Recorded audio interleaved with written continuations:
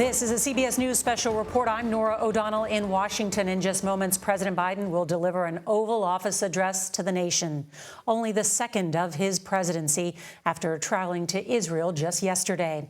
With tensions rising around the globe, the president will make a direct plea to the American people, saying there's an urgent need to keep money flowing to Israel and Ukraine. The president says it's a perilous moment for global democracy. CBS News has learned the president will ask Congress for roughly $100 billion over the next year, including $10 billion toward Israeli defense and $60 billion for Ukraine and its war against Russia. The package also includes money for Taiwan and U.S. border security. The Biden administration plans to give $100 million in humanitarian aid to the Palestinians, provided from already existing funds.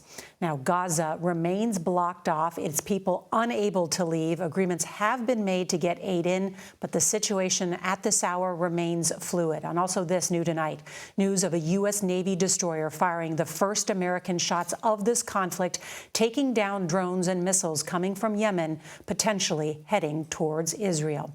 Now, this Oval Office address will give the president a chance to explain to the people what the impact is to us here at home and around the world. Here now, the president. Good evening, my fellow Americans. We're facing an inflection point in history. One of those moments where the decisions we make today are going to determine the future for decades to come. That's what I'd like to talk with you about tonight. You know, early this morning, I returned from Israel. They tell me I'm the first American president to travel there during the war. I met with the Prime Minister and members of his cabinet.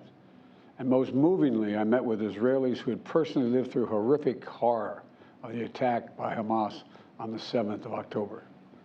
More than 1,300 people slaughtered in Israel, including at least 32 American citizens. Scores of innocents, from infants to the elderly grandparents.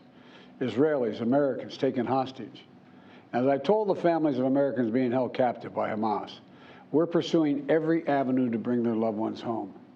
As president, there is no higher priority for me than the safety of Americans held hostage. The terrorist group Hamas unleashed pure, unadulterated evil in the world. But sadly, the Jewish people know perhaps better than anyone that there is no limit to the depravity of people when they want to inflict pain on others. In Israel, I saw people who are strong, determined, resilient, and also angry, in shock and in deep, deep pain. I also spoke with President Abbas, the Palestinian Authority, and reiterated that the United States remains committed to the Palestinian people's right to dignity and to self-determination. The actions of Hamas terrorists don't take that right away. Like so many other, I'm heartbroken by the tragic loss of Palestinian life, including the explosion at the hospital in Gaza, which was not done by the Israelis. We mourn every innocent life lost. We can't ignore the humanity of innocent Palestinians who only want to live in peace and have an opportunity. You know, the assault on Israel echoes nearly 20 months of war, tragedy, and brutality inflicted on the people of Ukraine, people that were very badly hurt since Putin launched his all-out invasion.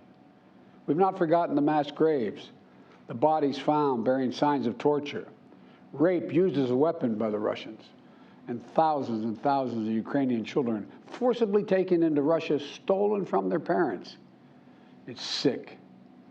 Hamas and Putin represent different threats, but they share this in common. They both want to completely annihilate a neighboring democracy, completely annihilate it. Hamas' stated purpose for existing is the destruction of the state of Israel and the murder of Jewish people. Hamas does not represent the Palestinian people. Hamas uses Palestinian civilians as human shields, and innocent Palestinian families are suffering greatly because of them. Meanwhile, Putin denies Ukraine has or ever had real statehood. He claims the Soviet Union created Ukraine. And just 2 weeks ago, he told the world that if the United States and our allies withdraw, and if the United States withdraw, our allies will as well, military support for Ukraine would have, quote, a week left to live, but we're not withdrawing. I know these conflicts can seem far away, and it's natural to ask, why does this matter to America? So let me share with you why making sure Israel and Ukraine succeed is vital for America's national security. You know, history has taught us that when terrorists don't pay a price for their terror, when dictators don't pay a price for their aggression, they cause more chaos and death and more destruction. They keep going, and the cost and the threats to America and the world keep rising. So if we don't stop Putin's appetite for power and control in Ukraine, he won't limit himself just to Ukraine. Putin's already threatened to remind Poland that their Western land was a gift from Russia. One of his top advisors, a former president of Russia, has called Estonia, Latvia, and Lithuania Russia's Baltic provinces. These are all NATO allies. For 75 years, NATO has kept peace in Europe and has been the cornerstone of American security. And if Putin attacks a NATO ally, we will defend every inch of NATO which the treaty requires and calls for. We'll have something that we do not seek. Make it clear, we do not seek. We do not seek to have American troops fighting in Russia or fighting against Russia. Beyond Europe, we know that our allies, and maybe most importantly our adversaries and competitors, are watching. They're watching our response in Ukraine as well. And if we walk away and let Putin erase Ukraine's independence, would-be aggressors around the world would be emboldened to try the same. The risk of conflict and chaos could spread in other parts of the world, in the Indo-Pacific, in the Middle East, especially in the Middle East. Iran is supporting Russia in Ukraine, and it's supporting Hamas and other terrorist groups in the region, and will continue to hold them accountable, I might add. The United States and our partners across the region are working to build a better future for the Middle East. One where the Middle East is more stable, better connected to its neighbors, and through innovative projects like the India-Middle East-Europe Rail Corridor that I announced this year at the summit of the world's biggest economies. More predictable markets, more employment, less rage, less grievances, less war when connected. It benefits the people who would benefit the people of the Middle East and would benefit us. American leadership is what holds the world together. American alliances are what keep us, America, safe. American values are what make us a partner that other nations want to work with. To put all that at risk, if we walk away from Ukraine, if we turn our backs on Israel, it's just not worth it. That's why tomorrow I'm going to send to Congress an urgent budget request to fund America's national security needs, to support our critical partners, including Israel and Ukraine. Is a smart investment that's going to pay dividends for American security for generations. Help us keep American troops out of harm's way. Help us build a world that is safer, more peaceful, more prosperous for our children and grandchildren. In Israel, we must make sure that they have what they need to protect their people today and always. The security package I'm sending to Congress and asking Congress to do is an unprecedented commitment to Israel's security that will sharpen Israel's qualitative military edge, which we've committed to, the qualitative military edge. We're going to make sure Iron Dome continues to guard the skies over Israel. We're going to make sure other hostile actors in the region know that Israel is stronger than ever and prevent this conflict from spreading. Look, at the same time, President Netanyahu and I discussed again yesterday the critical need for Israel to operate by the laws of war. That means protecting civilians in combat as best as they can. The people of Gaza urgently need food, water, and medicine. Yesterday, in discussions with the leaders of Israel and Egypt, I secured an agreement for the first shipment of humanitarian assistance from the United Nations to Palestinian civilians in Gaza. If Hamas does not divert or steal these shipments, we're going to provide an opening for sustained delivery of life-saving humanitarian assistance for the Palestinians. As I said in Israel, as hard as it is, we cannot give up on peace. We cannot give up on a two-state solution. Israel and Palestinians equally deserve to live in safety, dignity, and peace. You know, and here at home, we have to be honest with ourselves. In recent years, too much hate has given too much oxygen, fueling racism, the rise of anti-Semitism, and Islamophobia, right here in America. It's also intensified in the wake of recent events that led to the horrific threats and attacks that both shock us and break our hearts. On October 7th, terror attacks have triggered deep scars and terrible memories in the Jewish community. Today, Jewish families worried about being targeted in school, wearing symbols of their faith walking down the street, or going out about their daily lives. You know, I know many of you in the Muslim American community, the Arab American community, the Palestinian American community, and so many others are outraged and heartened, saying to yourselves, here we go again with Islamophobia and distrust we saw after 9/11. Just last week, a mother was brutally stabbed. A little boy, here in the United States, a little boy who just turned 6 years old was murdered in their home outside of Chicago. His name was Wadiha, a proud American, a proud Palestinian American family.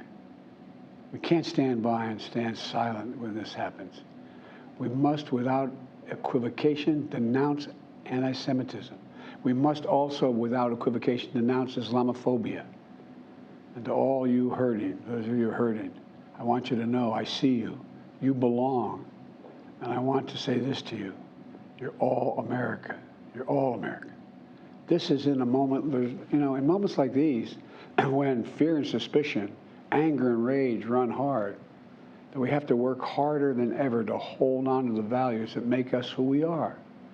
We're a nation of religious freedom, freedom of expression. We all have a right to debate and disagree without fear of being targeted in schools or workplaces or in our communities. I must renounce violence and vitriol.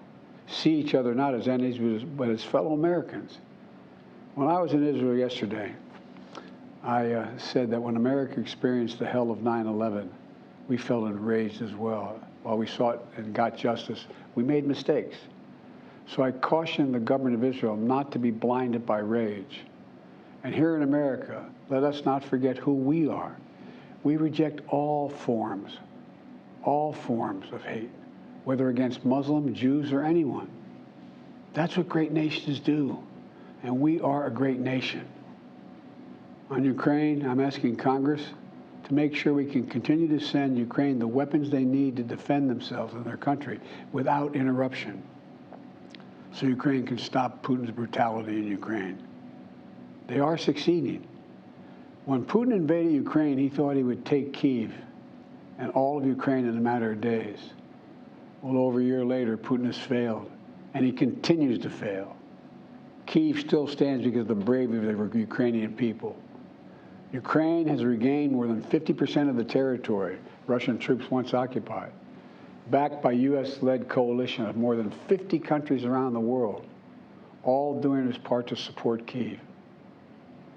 What would happen if we walked away? We are the essential nation. Meanwhile, Putin has turned to Iran and North Korea to buy attack drones and ammunition to terrorize Ukrainian cities and people. From the outset, I've said, I will not send American troops to fight in Ukraine. All Ukraine is asking for is help for the weapons, munitions, the capacity, the capability to push invading Russian forces off their land, and the air defense system to shoot down Russian missiles before they destroy Ukrainian cities. Let me be clear about something. We send Ukrainian equipment sitting in our stockpiles. And when we use the money allocated by Congress, we use it to replenish our own stores, our own stockpiles with new equipment. Equipment that defends America and is made in America. Patriot missiles for air defense batteries, made in Arizona. Artillery shells manufactured in 12 states across the country, in Pennsylvania, Ohio, Texas, and so much more. You know, just as in World War II, today patriotic American workers are building the arsenal of democracy and serving the cause of freedom. Let me close with this. Earlier this year, I boarded Air Force One for a secret flight to Poland. There I boarded a train with blacked out windows for a 10-hour ride each way to Kyiv, to stand with the people of Ukraine ahead of the one-year anniversary of their brave fight against Putin. I'm told I was the first American to enter a war zone not controlled by the United States military since President Lincoln. With me was just a small group of security personnel and a few advisors. But when I exited that train and met Zelensky, President Zelensky, I didn't feel alone. I was bringing with me the idea of America, the promise of America, to the people who are today fighting for the same things we fought for 250 years ago: freedom, independence, self-determination.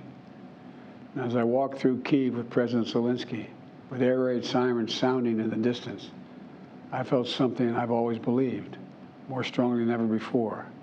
America is a beacon to the world. Still. Or as my friend Madeleine Albright said, the indispensable nation. Tonight, there are innocent people all over the world who hope because of us, who believe in a better life because of us, who are desperate not to be forgotten by us, and are waiting for us. But time is of the essence. I know we have our divisions at home. We have to get past them. We can't let petty, partisan, angry politics get in the way of our responsibility as a great nation. We cannot and will not let terrorists like Hamas and tyrants like Putin win. I refuse to let that happen. In moments like these, we have to remember who we are. We are the United States of America. The United States of America. And there is nothing beyond our capacity if we do it together. My fellow Americans, thank you for your time. May God bless you all, and may God protect our troops. The President of the United States making the case that this is a perilous moment for democracy around the globe, and invoking America's ideals of freedom and noting that we must come to many of these countries' defense, particularly noting the people here in America are building the arsenal of democracy, some of these weapons, just as the President is asking Congress for $100 billion in new aid. Let's bring in Face the Nation moderator and chief foreign affairs correspondent Margaret Brennan. And Margaret, much of the nation has been focused on what happened in Israel for the past 2 weeks, but the president also making the case for Ukraine tonight. That's right, Norah. And this was something where he linked the two, saying that they are both direct threats to democracy, but also because if you don't stand up to a dictator or terrorist group, he said that could come as a direct threat to the United States. But he's explaining in these public remarks to the American people why it's in their interest to spend their taxpayer dollars on these things. I mean, Israel is the largest recipient of U.S. foreign aid cumulatively since World War II, $150 billion. So for him to say tonight, as he did, that this is going to be an unprecedented commitment to Israel, that's a significant statement. But then turning to Ukraine and making the case that, frankly, Norah, many Republicans had criticized him for failing to make to the public, which was to explain why the United States has been pumping in tens of billions of dollars to help Ukraine fight Russia with its weapons. And he brought that home by mentioning this industrial policy, this idea of investing in rebuilding American stockpiles, and borrowed that Reagan phrase, America being the arsenal of democracy, but also tried to calm some tensions here at home, referencing this recent reaction to what happened in Israel and the spike in anti-Semitism and Islamophobia. I want to also bring in our CBS News senior foreign correspondent, Charlie D'Agata, who is live for us in Tel Aviv. And Charlie, bring us up to date, everything that is happening on the ground there. Yeah, well, you know, they would have been watching very closely here in Tel Aviv, in Jerusalem, Tehran, because of what's happened in the past sort of 24 hours since President Biden was here. The Israeli forces are gearing up for what we believe is going to be a ground offensive. The Israeli defense minister saying to his troops that you are now going to see Gaza from the inside. We went there ourselves to watch Israeli forces training for what's about to come. And there's a sense here that Israeli forces are gearing up for some kind of ground incursion. At the same time, there's been outrage, partly what's happened at the hospital in Gaza and the explanations and controversy. It's gone both ways. Regardless, the Israelis are saying that this is a Islamic Jihad that was responsible for the explosion at the hospital. But that's to one side, because what it has done is inflamed the entire region. There have been demonstrations in Egypt. There's been demonstrations in Jordan around these areas. So as the Israelis are gearing up for what will be an offensive in the past week and a half after the terrible massacres that happened here. It has inflamed the entire region, and one that has already involved the United States. Charlie Daggett, thank you. One other thing the president noting tonight is he has been pushing to get that humanitarian aid into Gaza, getting an agreement from the Egyptian president, and yet still that aid is sitting at the gate, not yet inside. Want to bring in CBS News senior White House correspondent Weijia Jiang. She is at the White House. The president making this request for $100 billion to help U.S. allies abroad, also for U.S. border security. And yet, Weijia, how likely is it that this will get through Congress anytime soon with no leader in the House? Well, it's impossible, Norah, because in order to pass that funding request, you have to have a functioning Congress where both chambers can vote. And right now that is not possible because that doesn't exist without a Speaker of the House. And earlier today, I asked sources here, is the president going to call out Republicans in any way for the chaos that we are seeing on Capitol Hill, for not being able to elect a speaker? And they said, frankly, no, because this is not the right time for that. He's not going to waste this precious time to connect with the American public, to talk politics, but certainly they believe the message was delivered very clearly, because this is not only a matter of Israel and Ukraine, but of security for Americans here at home. Norah. Weijia Jiang at the White House, where you can hear some of the protests outside there. The president making the case today that it is American leadership that holds the world together, and he will need the support of Congress in order to continue that funding. Our coverage will continue on CBS News Streaming, your local news, and for some of you tonight on the CBS Evening News. And CBS News will have a prime time special, Israel, Hamas, the world on edge. That's tomorrow night at 10 p.m. This has been a CBS News special report. I'm Norah O'Donnell in Washington.